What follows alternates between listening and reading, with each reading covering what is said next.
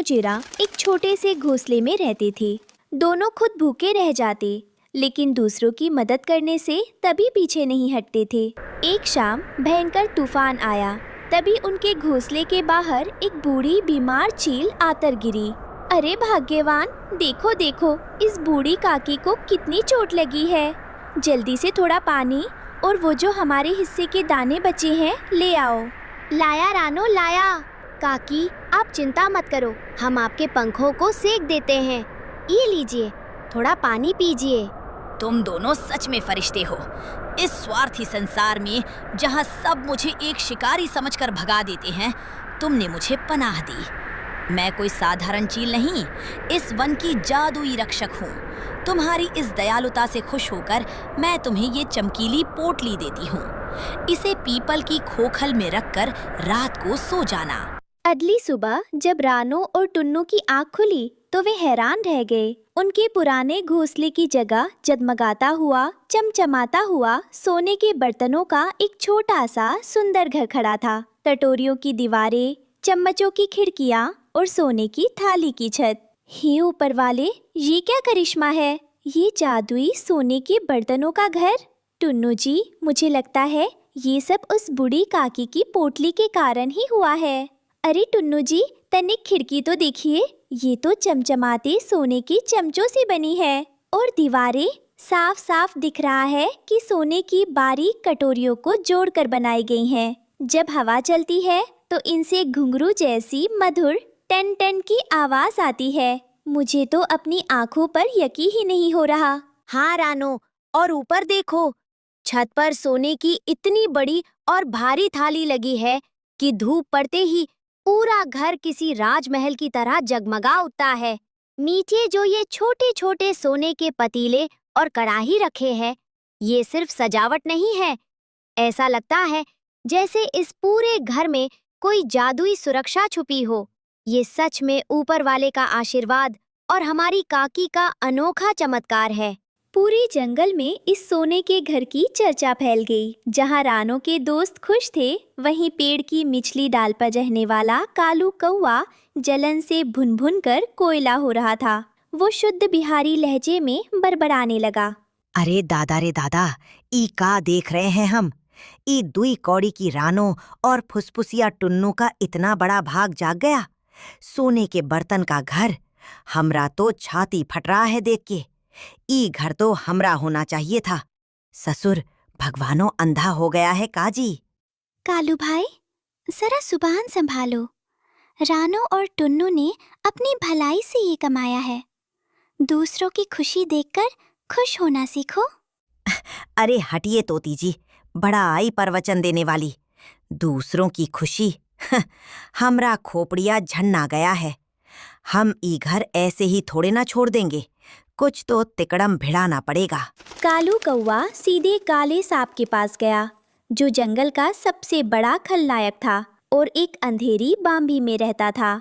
अरे सांप भाई, आप यहाँ अंधेरे में केचुए मार रहे हैं और उधर पीपल के पेड़ पर रानो चिड़िया सोने के बर्तनों के महल में रानी बन के बैठल है। काहे नहीं चलते हैं डाका डालने? क्या कहा? सोने के बर्तनों का घर? अगर वो घर मुझे मिल जाए तो मैं पूरे जंगल का राजा बन जाऊंगा। लेकिन मैं वहां दिन में नहीं जा सकता, सब चिड़िया शोर मचा देंगी। अरे आप काहे चिंता करते हैं? हम है ना, हम रात को रानो और टुन्नू के घर का मुख्य चमकीला दरवाजा खोल देंगे। आप बस चुपके से घुस के उन दोनों को डस लीजिएगा और घर पर कब्जा कर लीजिएगा। कालू कौवा और काला सांप जब ये साजिश रच रहे थे, तब टुनटुनी चिड़िया झाड़ियों के पीछे दाना चुग रही थी। उसने सब सुन लिया और उड़कर सीधे मिट्ठू तोता और तुलसी तोती के पास पहुंची। मिट्ठू भैया, अनर्थ हो गया। वो दुष्ट कालू कौवा और काला सांप मिलकर आज रात रानो दीदी के सोने के घर पर हमला करने वाले हैं। वे रानो और टुन्नू भैया की जान लेना चाहते हैं। क्या? उन नीचों की इतनी हिम्मत? रानो और टुन्नू ने हमेशा सबकी मदद की है। हम उनके घर को और उन्हें कुछ नहीं होने देंगे। टुनटुनी, तुम तुरंत रानो के घर जाओ और उन्हें सतर्क करो। तुलसी, तुम वन के बाकी पक्षियों को इकट्ठा करो। आज रात इन बदमाशों को मजा चखाना होगा। रात हुई। सोने का घर चांदनी में और भी ज्यादा चमक रहा था। रानो और टुन्नू अंदर डरे हुए बैठे थे, लेकिन उनके साथ उनके वफादार दोस्त मिट्ठू, तुलसी और टुनटुनी भी थे। बाहर सन्नाटा था।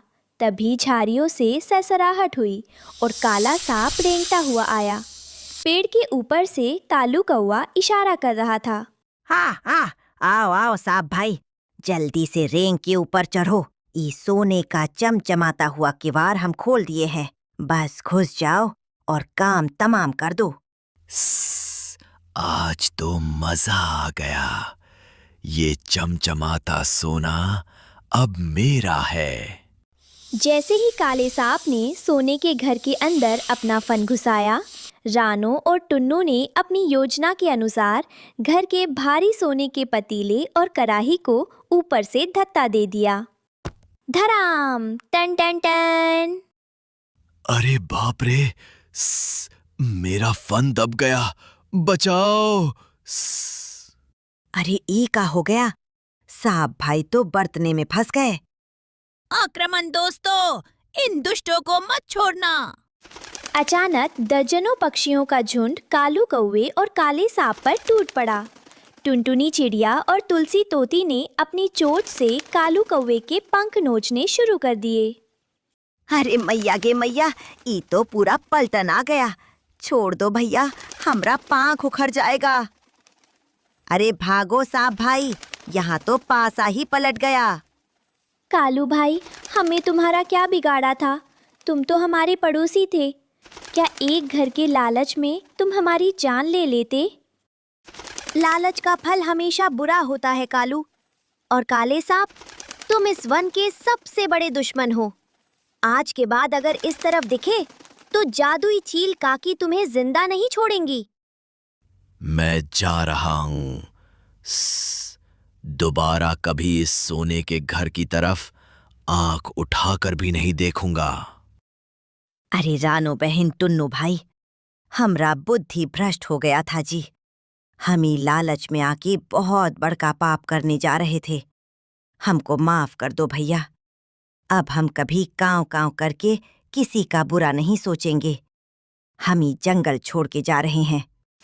कालू कौवा और काला सांप हमेशा के लिए वो जंगल छोड़कर भाग गए। सुबह का सूरज उगा तो सोने का घर फिर से चमकने लगा। रानो दीदी देखो, दुष्ट भाग गए और तुम्हारी अच्छाई जीत गई। ये मेरी जीत नहीं है टुनटुनी, ये तुम सब दोस्तों के प्यार की जीत है। अगर तुम सब आज हमारा साथ नहीं देते तो ये सोने का घर हमारी कब्र बन जाता। अरे रानो, जो दूसरों के लिए दिल में सोना रखता है, भगवान उसे सोने के घर में ही रखता है। चलो, अब इस खुशी में सब मिलकर मीठे मीठे फल खाते हैं। उसके बाद रानो और टुन्नू अपने दोस्तों के साथ उसी सोने के बर्तनों के घर में हमेशा हमेशा